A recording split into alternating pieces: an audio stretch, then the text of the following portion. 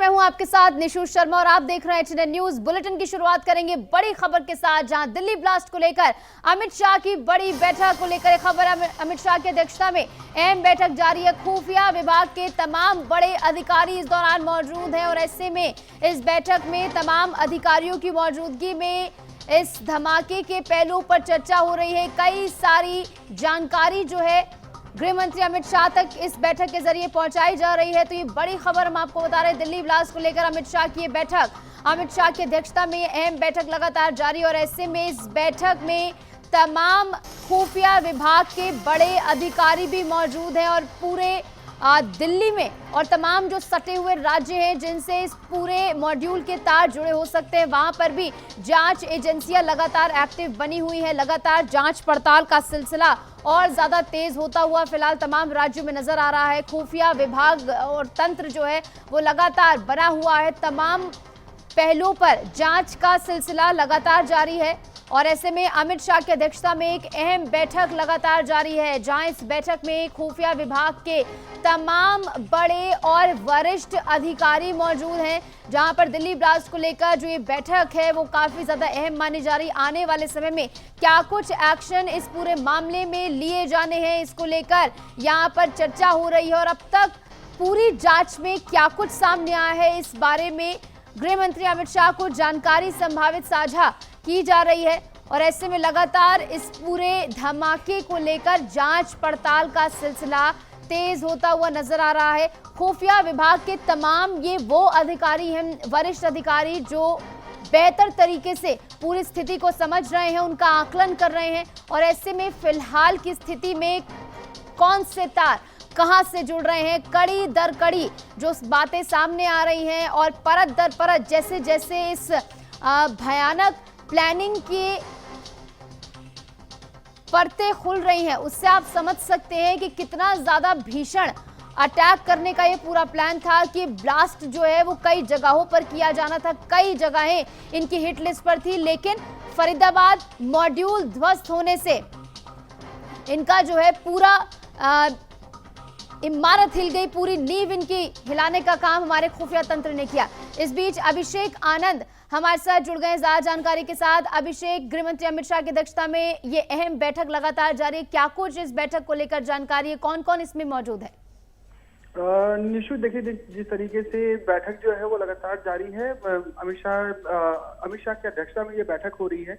हालांकि जो आपने देखा कि पिछले कल जो है सीसीएस की जो बैठक हुई थी उसमें तमाम चीजों को लेकर तीनों एजेंसियों के जो प्रमुख जो थे सभी लोग बैठे थे और जो अभी तक में जितनी भी जो प्रक्रिया जो हुई है, जो जांचें जो हुई हैं और जो इसमें अरेस्ट हुए हैं उसको लेकर के ब्यौरा दिया जा रहा है। तो इसको लेकर के भी सभी का नजर जो है वो साफ तौर पे ये नजर लगाए हुए हैं कि आगे की क्या कुछ प्रक्रिया होने वाली है और आने वाले वक्त में क्या कुछ और सख्त एक्शन लिए जा रहे हैं, इसको लेकर के भी जानकारी दी जा रही है। निशु, इसके अलावा अब जांच का दायरा किस तरीके से बढ़ता हुआ नजर आएगा, इस बारे में क्या जानकारी है? निशु, देखिए जांच का दायरा जो है वो लगातार बढ़ता ही चला जा रहा है। आपने देखा कि जैसे ही जब ये इको स्पोर्ट का जो गाड़ी का नाम जब सामने आया था तो एनआईए की टीम, तमाम इंटेलिजेंस ब्यूरो और सीबीआई की टीम, सभी लोग जो है क्राइम ब्रांच स्पेशल टीम, सभी लोग जो एक्टिव मोड पे हो गए थे और तुरंत ही उस गाड़ी को जब्त कर लिया गया था। तो कहीं ना कहीं अगर मैं सतर्कता की बात करूं तो इस चीज को लेकर के सभी एजेंसियां जो है वो काफी ज्यादा सतर्क है और आने वाले वक्त में और भी कड़ी जो है कड़ी जांच जो है उसको किए जाएंगे और लगातार जो है इसको लेकर के भी न केवल दिल्ली में, फरीदाबाद हो, यूपी हो, जम्मू कश्मीर हो, गुजरात हो, तमाम जगहों पर इस चीज को लेकर के भी एनएसजी की भी टीम, एनआईए की टीम, आईबी की team, crime branch special team, सभी लोग जो है वो मौजूद है और जगह जगह पर छापेमारी भी कर रही है। निशु, बिल्कुल, और ऐसे में इस बैठक पर फिलहाल सभी की नजरें टिकी हुई हैं। अभिषेक, अभी जो जांच पड़ताल का सिलसिला जारी है, इसमें क्या कुछ तमाम अपडेट्स है इसको लेकर, क्योंकि बताया ये भी जा रहा है कि 3 कारों के जरिए ब्लास्ट किया जाना था। पहली कार i20 जिससे चांदनी चौक में ब्लास्ट किया गया, दूसरी कार इको स्पोर्ट जो कि फरीदाबाद से बरामद की गई है, वहां से उससे पकड़ा गया है, तीसरी कार एक ब्रेजा भी बताई जा रही है जिसकी तलाश में पुलिस जुटी हुई है। इसको लेकर क्या जानकारी, क्या कुछ पुष्टि इसको लेकर हुई है अब तक? देखिए निशु, इसके जो तार जो है जिस तरीके से i20 कार में सबसे पहले ब्लास्ट किया गया था, आप समझ सकते हैं कि 2 साल पहले से ही जो एक्सप्लोजन जो है वो तैयार किए जा रहे थे, तो वो एक कार में रखा नहीं जा सकता था। तो कहीं ना कहीं जिस तरीके से मौसी जो आसिम जो वो जो लेडी जो है जिसको पकड़ा गया है, जो जिसने खुलासा किया है कि इसको लेकर के हम लोग पहले से ही तैयार हो रहे थे एक्सप्लोजन करने के लिए, ब्लास्ट करने के लिए। तो तमाम अलग अलग जगहों पे गाड़ी में जो है वो बॉम्ब ब्लास्ट जो है, बॉम्ब जो है उसमें रखे गए थे, तमाम इक्विपमेंट जो है उसमें रखे गए थे। तो ऐसे में जिस तरीके से i10 तो सबसे पहले वो ध्वस्त हो गया, जिसके बाद इको स्पोर्ट का नाम आया, तो इको स्पोर्ट भी जो है वो जब्त कर ली गई है। तमाम जगहों पर जो है वो ब्रेजा गाड़ी का जो नाम सामने आ रहा है उसको भी खंगाला जा रहा है, उसकी भी छानबीन किया जा रहा है। लेकिन जल्द से जल्द एनआईए की टीम ये कह रही है कि जल्द से जल्द उसको भी जब्त में कर लिया जाएगा और उसकी तलाशी भी होगी कि इस गाड़ी में कुछ ऐसे संदिग्ध सामान तो नहीं रखे हुए, कोई एक्सप्लोजन तो नहीं रखा हुआ है। यही कारण है कि सुबह से लेकर के रात तक तमाम जगहों पर एनआईए की टीम जो है वो जांच एजेंसियां जो है वो सर्च ऑपरेशन जारी की हुई है। जल्द से जल्द अभिषेक, और लगातार हमारी भी नजर इस पर बनी हुई है, जो जो अपडेट्स आ रहे हैं लगातार दर्शकों तक भी हम साझा कर रहे हैं। फिलहाल बहुत बहुत शुक्रिया, आप जुड़े हमारे साथ, तमाम जानकारी आपने साझा की है। और इस बीच एक और बड़ी खबर आपको बता दें, जहां दिल्ली ब्लास्ट के सिलसिले में छापेमारी लगातार जारी है। 5वें दिन भी जांच एजेंसियों का जम्मू कश्मीर में छापेमारी का सिलसिला लगातार जारी। मामले में अब तक 60 डॉक्टरों से पूछताछ हुई है। कल 100 लोगों को पूछताछ के लिए उठाया गया और इन लोगों से पूछताछ का सिलसिला लगातार जारी। इनसे पूछताछ की जा रही है तमाम पहलुओं को लेकर, और जिस तरीके से डॉक्टर उमर से लेकर डॉक्टर शाहीन और मुजम्मिल, ये तमाम नाम जो डॉक्टर मॉड्यूल के अंडर आ रहे हैं, इनके करीबी जो हैं जिनसे इनकी बातचीत हो रही थी उनको भी हिरासत में लिया जा रहा है। उनसे पूछताछ का सिलसिला लगातार जारी है। दिल्ली ब्लास्ट मामले में लगातार जांच का दायरा बढ़ रहा है। 5वें दिन भी जम्मू कश्मीर में एजेंसियों का लगातार छापेमारी का सिलसिला जारी है और मामले में अब तक 60 डॉक्टरों से पूछताछ हो चुकी है। और ये महज शुरुआती पूछताछ है, आने वाले समय में ये आंकड़ा जो है और ज्यादा बढ़ता हुआ नजर आएगा। शुरुआत में 60 डॉक्टरों से पूछताछ हुई है, ऐसे में अन्य लोग जो इनके कॉन्टैक्ट में थे, जो इनसे लगातार बातचीत कर रहे थे, उनसे भी इस पूरे बाबत जो है पूछताछ की जाएगी। और जिन जिन का नाम अब तक सामने आया है सबको जो है पूछताछ के लिए ले जाया गया है। और इस बीच कानपुर से भी एक बड़ी खबर आ रही है, जहां दिल्ली धमाका कनेक्शन में यूपी एटीएस कार्रवाई देखने को मिली है। दिल्ली धमाका केस में कानपुर से डॉक्टर गिरफ्तार हुआ है। डॉक्टर परवेज की निशानी पर डॉक्टर आरिफ गिरफ्तार हुआ है। कानपुर से कश्मीर निवासी डॉक्टर आरिफ को गिरफ्तार किया गया है। जम्मू कश्मीर के अनंतनाग का ये रहने वाला है और शाहीन के साथ लंबे समय से संपर्क में बना हुआ था। ऐसे में आरिफ नीट एसएस 2024 बैच का भी छात्र है, बताया गया है। दिल्ली ब्लास्ट केस में मेडिकल नेटवर्क पर जांच इस समय तेज हो गई है। एक के बाद एक बड़ी जो गिरफ्तारियां हैं वो भी हो रही हैं। जांच पड़ताल का सिलसिला जारी है। परत दर परत ये पूरा केस जिस तरीके से डिकोड हो रहा है वो और ज्यादा लोगों को डरा रहा है। और इस बीच जिस तरीके से डॉक्टर्स की संलिप्तता इसमें पाई गई है, ये बेहद ही डराने वाला फैक्टर है, अलार्मिंग फैक्टर है कि किस तरीके से जो लोग जान बचाने के लिए जाने जाते हैं वही जान ले रहे हैं। एक महीना पहले हमारे पास आए थे कि मैंने कार्डियोलॉजी के मैं डॉक्टर हूँ, कि मैंने आईडी ली, सब कुछ किया, आईडी को चेक किया, सब कुछ ठीक था। उनका कभी आते थे रात में, कभी दिन में रहते थे। कैसे रहते थे वो, मतलब किराए पे रहते थे? कोई नहीं आता था। अच्छा, उनसे मिलने कोई नहीं आता था। हम अगर यहाँ बैठे भी रहते थे तो कभी दुआ सलाम भी नहीं कर। कल 4 लोग लगभग 7:30 बजे आए थे, फ्लैट की चाबी लाए थे। तो मैंने उनसे पूछा भाई कैसे, तो उन्होंने डॉक्टर आरिफ जो भी हो उनसे बात कराई कि हाँ इनको हमारे फ्लैट में जाने दीजिए। और इस बीच आम आदमी पार्टी की ओर से पदयात्रा निकाली जा रही तस्वीरें आपको दिखाएंगे। संजय सिंह भी इसमें मौजूद है, जहां पर उनकी ओर से भी इस पदयात्रा में हिस्सा लिया गया है। तमाम अन्य कार्यकर्ता भी इस पदयात्रा में मौजूद हैं और ऐसे में देखिए तस्वीरें जहां पर आम आदमी पार्टी का झंडा लिए यहाँ पर तमाम कार्यकर्ता मौजूद हैं। इस पदयात्रा में सब शामिल हुए हैं। अयोध्या से ये तस्वीरें हैं और अयोध्या से आम आदमी पार्टी की संगम पदयात्रा की ये तस्वीरें आप देखिए। तमाम आम आदमी पार्टी के कार्यकर्ता इसमें मौजूद है। सांसद संजय सिंह भी इसमें मौजूद है, जैसे कि आप तस्वीरों में देख सकते हैं। और संगम पदयात्रा यहाँ पर निकाली जा रही है। अयोध्या से ये लाइव तस्वीरें आप देख रहे हैं कि किस तरीके से आम आदमी पार्टी यहाँ पर जो है संगम पदयात्रा निकालती हुई फिलहाल नजर आ रही है। और देखिए सबसे आगे तिरंगा हाथों में लिए संजय सिंह आपको नजर आ रहे हैं और तमाम कार्यकर्ता उनके पीछे उन्हें फॉलो करते हुए यहाँ पर नजर आ रहे हैं। तस्वीरें आपकी टेलीविजन स्क्रीन पर।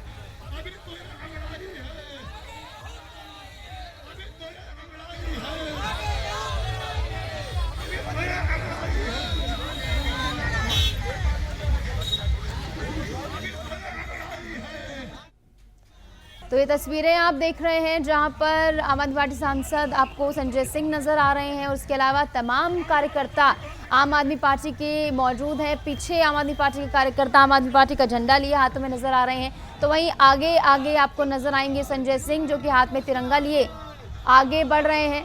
और ऐसे में ये तस्वीरें आपकी टेलीविजन स्क्रीन पर जहां पर भारी तादाद में कार्यकर्ता इस संगम पदयात्रा में शामिल हुए हैं। अयोध्या से आम आदमी पार्टी की संगम पदयात्रा की तस्वीरें बढ़ चढ़कर इसमें आम आदमी पार्टी कार्यकर्ताओं का हुजूम उमड़ आया है और आम आदमी पार्टी के नाम और चिन्ह की टोपी लगाए तमाम कार्यकर्ता आपको नजर आ रहे हैं। खबरों में बढ़ेंगे आगे। कानपुर में दिल्ली धमाका केस में एटीएस की कार्रवाई के बाद डॉक्टर आरिफ को पूछताछ के लिए लखनऊ ले जाया गया है। इसके बाद पुलिस कानपुर स्थित उनके किराए के घर पहुंची और मकान मालिक से पूछताछ की। पुलिस ने किराए का एग्रीमेंट और अन्य दस्तावेजों की जांच की है। हृदय रोग और संस्थान के विभागाध्यक्ष डॉक्टर उमेश्वर पांडे ने बताया कि आरिफ ने एमबीबीएस और एमडी करने के बाद विधिवत प्रक्रिया के तहत संस्थान में प्रवेश किया था। फिलहाल वे फर्स्ट ईयर के छात्र हैं और हॉस्टल की कमी के कारण बाहर रहते हैं। डॉक्टर पांडे ने बताया कि केवल पूछताछ के लिए एटीएस द्वारा ले जाने की जानकारी मिली है। तो पूछताछ के लिए एटीएस टीम एचओडी को भी लेकर गई है और ऐसे में दिल्ली धमाका केस में हिरासत में यहां पर कई लोगों को लिया गया है। आरिफ है, आमिर नहीं है। तो वो अभी 3 महीने पहले नीट सुपर स्पेशलिटी हम लोग का ऑल ओवर इंडिया कंपटीशन होती है जिसमें कि सारे जो एमडी करने के बाद छात्र होते हैं वो एक कंपटीशन होती है जिसके थ्रू इन्होंने यहाँ की काउंसलिंग में कानपुर कार्डियोलॉजी ऑप्ट किया और यहाँ 3 महीने पहले ज्वाइन किया। तो यहाँ पर जिस हिसाब से उनका स्वभाव है पूरा काम करते थे, सुबह शाम बिल्कुल शालीनता से रहते थे, कभी कोई लड़ाई झगड़ा नहीं करते थे और ऐसे जम्मू कश्मीर के इस इलाके से थे कि वहाँ पर उस एरिया से हर साल हम लोग के जम्मू कश्मीर से बच्चे आते रहते हैं क्योंकि यहाँ ऑल ओवर इंडिया कंपटीशन होता है। हर स्टेट के हर साल बच्चे आते रहते हैं। और इस बीच बीजापुर से एक बड़ी खबर आपको बता दें, सुरक्षा बलों और माओवादियों के बीच मुठभेड़ हुई है। मुठभेड़ में सुरक्षा बलों ने 6 नक्सली को ढेर कर दिया है। पापा राव की पत्नी उर्मिला मुठभेड़ में ढेर हो गई है और ऐसे में मुठभेड़ में मदेड़ कमेटी इंचार्ज भी ढेर हो गया है। पूरे इलाके में सर्च ऑपरेशन लगातार जारी। छत्तीसगढ़ के बीजापुर में नेशनल पार्क क्षेत्र में सुरक्षा बलों और माओवादियों के बीच मुठभेड़ हुई है। जवानों ने मौके से 6 नक्सलियों के शव बरामद किए हैं। मारे गए नक्सलियों में मोस्ट वांटेड कमांडर पापा राव की पत्नी उर्मिला और मदेड़ एरिया कमेटी इंचार्ज बुचन्ना भी शामिल है। फिलहाल पूरे इलाके में सर्च ऑपरेशन जारी है ताकि अन्य छिपे हुए नक्सलियों का पता लगाया जा सके और लगातार नक्सलवाद को जड़ से खत्म करने के लिए सरकार की जो प्रतिबद्धता है उसे धरातल पर भी पूरा किया जा रहा है। और मुठभेड़ में 6 नक्सली ढेर हुए हैं। 6 नक्सलियों के शव यहां से बरामद किए गए हैं। पापा राव की पत्नी उर्मिला मुठभेड़ में ढेर हो गई है और मुठभेड़ में मदेड़ कमेटी इंचार्ज भी ढेर हो गया है। और ऐसे में लगातार नक्सलवाद के खिलाफ जो है एक के बाद एक कड़े एक्शन लिए जा रहे हैं। पूरे इलाके में जवानों का सर्च ऑपरेशन लगातार जारी है। और बीजापुर से ये बड़ी खबर हम आपको बता रहे हैं जहां इस समय सुरक्षा बलों और माओवादियों के बीच मुठभेड़ हुई है और ये बड़ी खबर, ये बड़ा अपडेट आप तक पहुंचा रहे हैं। मुठभेड़ में 6 नक्सली ढेर हुए हैं और पापा राव की पत्नी उर्मिला मुठभेड़ में ढेर हो गई है और लगातार इस पूरे घटनाक्रम के बाद अब इलाके को हाई अलर्ट पर रखा गया है। सुरक्षा बलों की तैनाती वहां पर की गई है और चप्पे चप्पे पर सुरक्षा बल जो है निगरानी बनाए हुए हैं। बीजापुर से ये बड़ी खबर हम आपको बता रहे हैं। सुरक्षा बलों और माओवादियों के बीच मुठभेड़ हुई है और इस मुठभेड़ में यहां पर 6 नक्सली ढेर हो गए हैं। 6 नक्सली का ढेर होना यानी नक्सलवाद पर एक बड़ी चोट सुरक्षा बलों की ओर से यहां पर दी गई है। मुठभेड़ में मदेड़ कमेटी इंचार्ज ढेर हुआ है। वो तो इसी के साथ पूरे इलाके में जवानों का सर्च ऑपरेशन लगातार जारी। कई और नक्सल जो है छुपे हो सकते हैं, इसकी आशंका, और इसी के मद्देनजर पूरे इलाके को हाई अलर्ट पर रखा गया है। चाक चौबंदी वहां पर बढ़ा दी गई है। चप्पे चप्पे पर सुरक्षा बलों की नजर बनी हुई है और लगातार इस पूरे मामले में एक्टिवनेस दिखाते हुए यहां पर सुरक्षा बल नजर आ रहे हैं। बढ़ेंगे आगे। रायपुर में बीजेपी प्रदेश कार्यालय में मंत्रियों की बैठक को लेकर सियासत गर्मा गई है। इस पर उप मुख्यमंत्री अरुण साव ने कहा कि बीजेपी में लगातार अलग अलग कार्यक्रम चलते रहते हैं। कार्यकर्ताओं और नेताओं का कार्यालय आना जाना सामान्य बात है। कांग्रेस की निगरानी समिति की बैठक पर उन्होंने पलटवार करते हुए कहा कि कांग्रेस को ना संविधान पर भरोसा है, ना संस्थाओं पर भरोसा है, तो सिर्फ और सिर्फ एक परिवार पर है। धान खरीदी पर पूर्व मुख्यमंत्री के बयान को झूठा बताते हुए अरुण साव ने कहा कि बीजेपी सरकार किसानों की हितैषी है और निर्धारित तिथि पर खरीदी सुचारू रूप से होगी। भारतीय जनता पार्टी के कार्यक्रमों का केंद्र होता है। भारतीय जनता पार्टी के अलग अलग प्रकार के लगातार कार्यक्रम चल रहे हैं। स्वाभाविक रूप से पार्टी के जो कार्यकर्ता हैं, कार्यकर्ता के नेता हैं, उनका कार्यालय आना जाना होता है और सामान्य रूप से सभी कार्यकर्ता आते जाते हैं। उसी तरह का ये हिस्सा है। ये कांग्रेस एसआईआर की आज बैठक रखी गई है, लेकिन इससे पहले ये लोग चुनाव आयोग जाकर वहां पे ज्ञापन सौंपेंगे। देखिए, कांग्रेस पार्टी को न संविधान पर भरोसा है, न संवैधानिक संस्थाओं पर भरोसा है। भरोसा है तो केवल एक परिवार पर और उस परिवार के आदेशों पर। एसआईआर कोई पहली बार नहीं हो रहा है, पहले भी होता रहा है और एसआईआर को लेकर प्रश्न खड़ा करके कांग्रेस पार्टी अपनी क्षमता, अपनी योग्यता, अपने जनाधार पर ही प्रश्न चिन्ह। और फिलहाल के लिए हमारे इस खास बुलेटिन में इतना ही। खबरों का सिलसिला लगातार जारी। आप देखते रहिए HNN न्यूज।